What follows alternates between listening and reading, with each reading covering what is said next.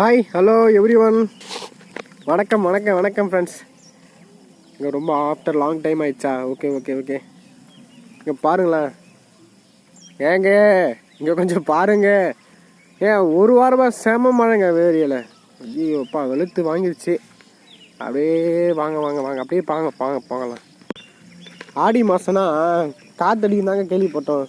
ஆனால் எங்கள் ஊரில் மழை அடிக்குதுங்க.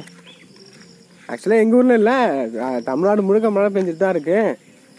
என்ன மழைங்க, சும்மா வெளுத்து வாங்குதுங்க. ஐயோப்பா, ஐலாண்டு சுவிட்சர்லாண்டு அந்த லேண்டு வாங்க இங்கே வந்து பாருங்க. தமிழ்லாண்டே சரியான குளிர்ச்சியாக இருக்குங்க. பகலானா வெயில் அடிக்குது, நைட்டானா மழை அடிக்குது. எங்கள் ஏரியாவில் தண்ணிக்கு மட்டும் குறையே இல்லைங்க. சும்மா வெளுத்து வாங்குது பாருங்க ஒரு வாங்கு. ஐயோ செம்ம தண்ணிங்க. பார்த்தீங்களா எப்படி இருக்கு பாருங்க. கடலக்காய் போடலான்னு வேர்க்கடலை போடலான்னு புழுதி ஓட்டி வச்சுருக்கோம். இது என்னடானா மழை பெஞ்சிட்டு சும்மா சில்லுன்னு இருக்குங்க. மழை அடிக்குது, குளிர் அடிக்குது, காற்று அடிக்குது, வெயில் அடிக்குது. ஆக மொத்தத்தில் ஒரே சூழ்நிலை இல்லைங்க. அதனால் வாழ்க்கையில் எதை நினச்சி நீ யாரும் எதுக்கும் ஃபீல் பண்ணாதீங்க. ஏன்னா கால சூழ்நிலையே ஒரு நேரமாக இல்லை, ஒரே இதுவாக இல்லை. டோன்ட் வரி, நீங்களான்னு போய்கிட்டே இருங்க. உங்களுக்கு வேணுன்றது உங்களுக்கு பின்னாடி வந்துக்கிட்டே இருக்கும். உங்களுக்கு வேணான்றது அது வராது. அப்பப்போ அது அங்கங்கே பஸ் ஸ்டாப்பில் இறங்குற மாதிரி இறங்கிக்கும். அதனால் வாழ்க்கையில் எதை நினச்சி எதுக்குமே கவலைப்படாதீங்க. சின்ன சின்ன விஷயத்த முடிவு பண்ணி நீங்களாக பண்ணுங்கள். பெரிய பெரிய விஷயத்த நீங்கள் முடிவு பண்ணாதீங்க. ஏன்னா கடவுளாக முடிவு பண்ணி அவராக நடத்துவார்.